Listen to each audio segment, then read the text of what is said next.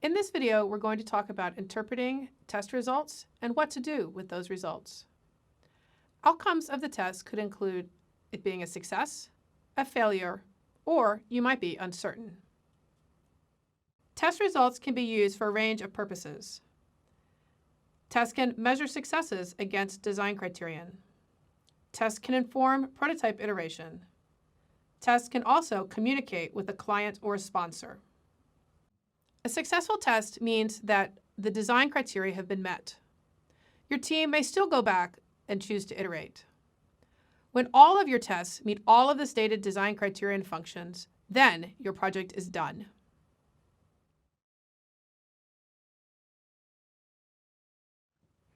Sometimes a team may have uncertain test results.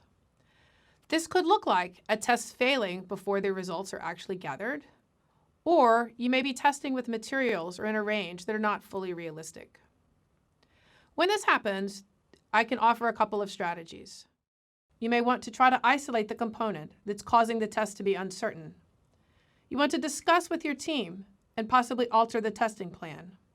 Or you want to postpone the test until more realistic materials or situation is present. A failed result looks like the test finished, but the device failed to meet the target value. If your team has a failed test result, you should isolate the component that failed, try to understand the mechanism of failure or the weak aspect of the design. These two strategies can provide insight into what iteration and redesign of the prototype is coming next. There are a number of strategies you can use to iterate on your prototype. First, increase the fidelity of the material of your prototype or parts of your prototype. Second, substitute components or parts. In other words, focus in. You can build a part to replace a purchased part, or you could revise or remake a component or part.